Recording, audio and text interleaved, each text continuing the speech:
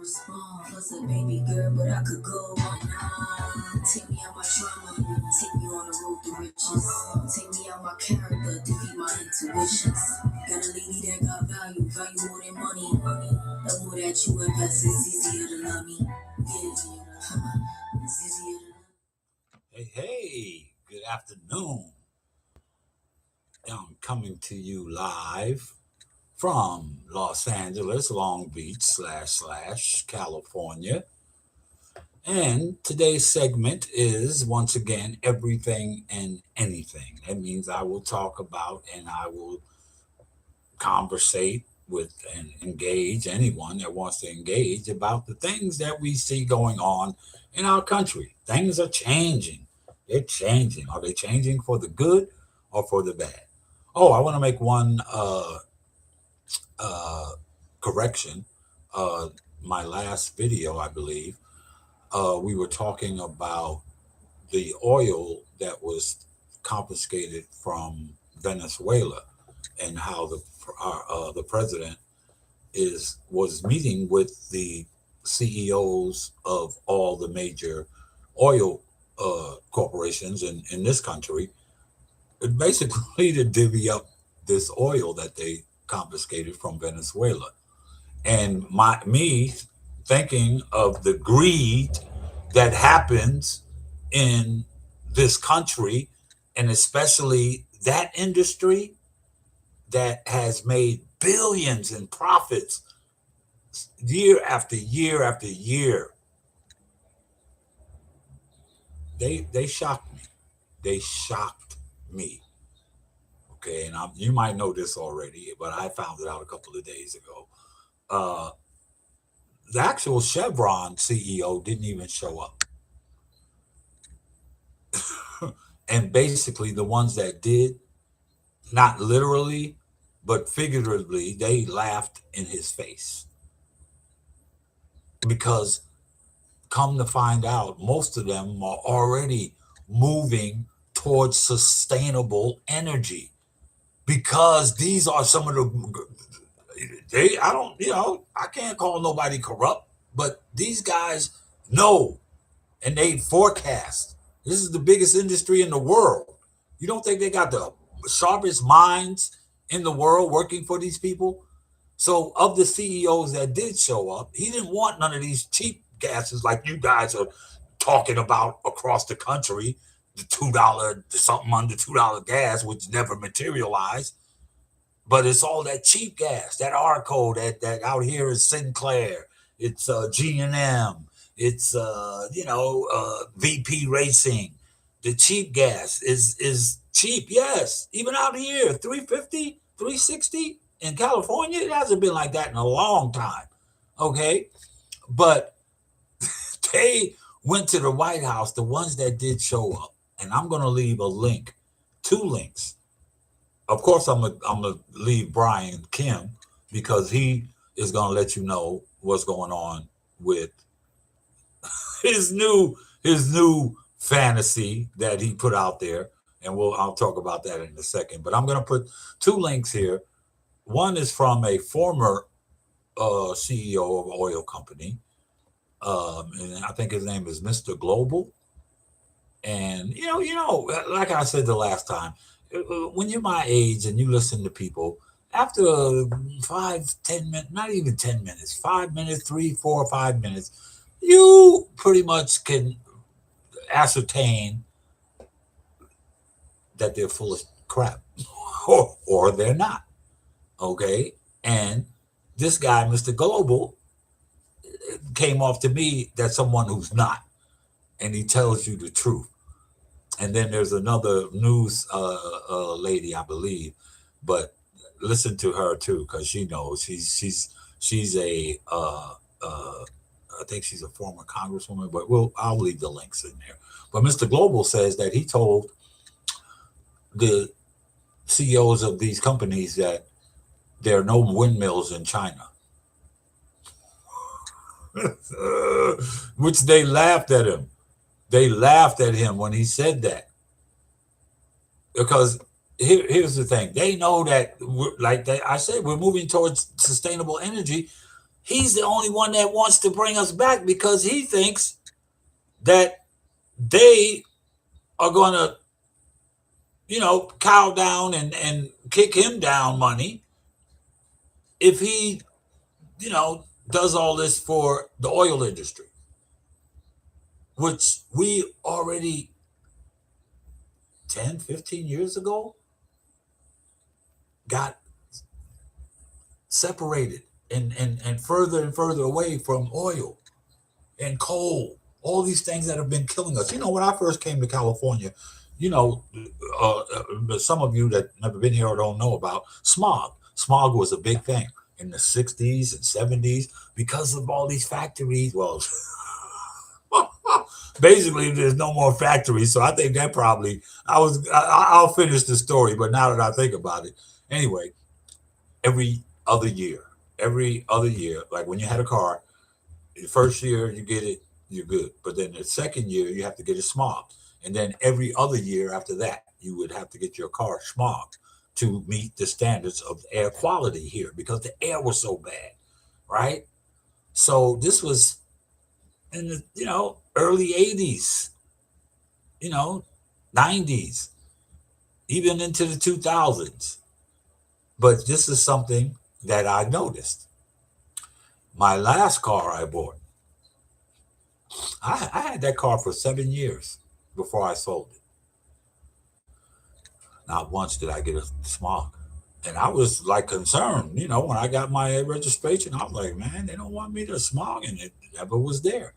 Come to find out after I did some research, now it's after every 7 years because of the regulations that were put into place to clean the air up are working so that now you don't have to go every other year.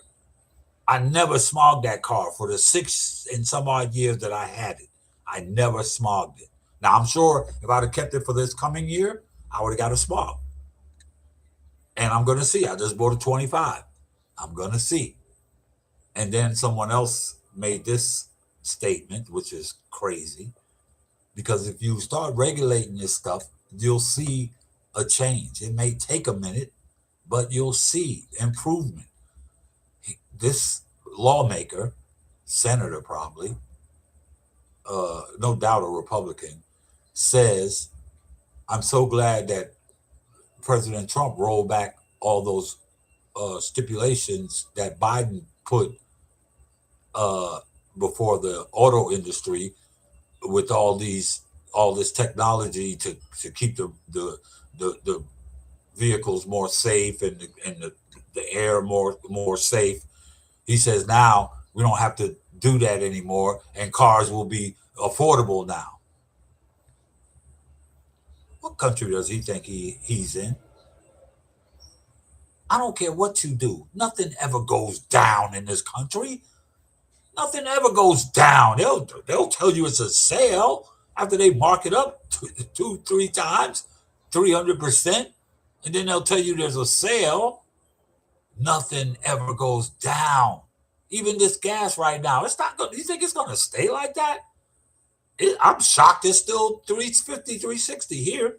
And like I just talked to my brother, Maryland, he says it's 250 there. So, come on, man.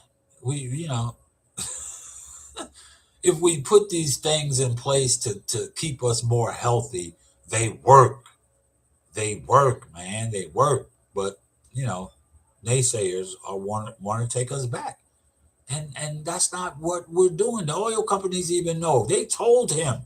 They said we are already started sustainable energy maneuvers because we want to stay relevant in the world. We don't want to go backwards where everyone else, like China, is gaining all of this new technology that the world is going to be looking for, and they're downgrading the dollar. Nobody wants to do business with us right now. That move he did in Venezuela opened up a lot of people's eyes, and across the world. The Congress here, they don't care. They just let him do whatever he wants, man. I just listened to Brian talk about this limiting credit card companies to 10% interest on credit cards. How much stuff does this that comes out of this guy's mouth that's just straight air? Where's your 2 stimulus checks you were promised? We're going to get rid of income tax. Didn't he say that with all the money he's getting from tariffs? And then he told Venezuela, we're running your country. And what are you going to do with the money for the oil? Oh, we're going to. And basically, he told y'all, I don't exactly remember what he said, but it's basically telling y'all, this is my money. This dude is ripping off this country, people. You can't see it. Accepted money from the Muslims, but he doesn't like Mandami. He talk, you see, and what he does, he talks a tough game until you meet him face to face. Because Mandami is the second guy that I know that went in there and talked to him face to face, and he kissed up to him, just like he does everybody, especially Putin. Did you see the 2 comparisons of him and Obama meeting Putin? Obama stood over top, looking down with like evil eyes at Putin, while Trump is sitting there like this, with his hands like this between his legs, sitting there twiddling his fingers between his legs, nervous, like an employee getting ready to get a performance review. He went in there, and him and Mandami was ready. Mandami was not going to hold back, but Trump, like he always did, taco.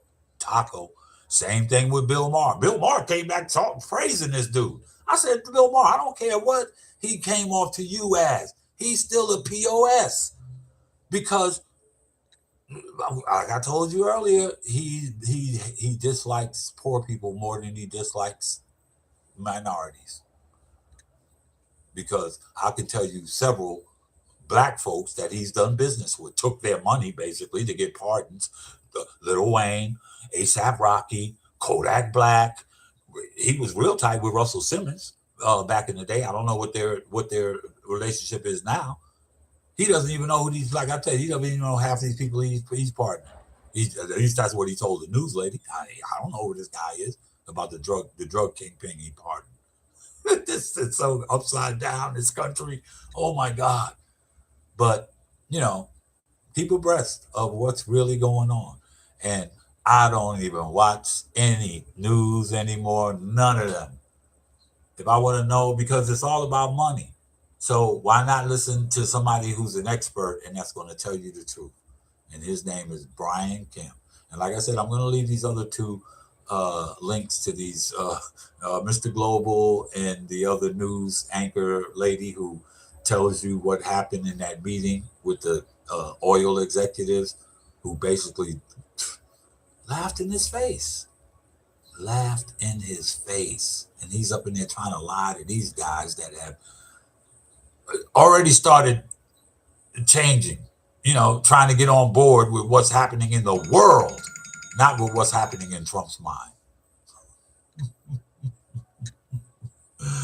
We'll talk to you later. Turn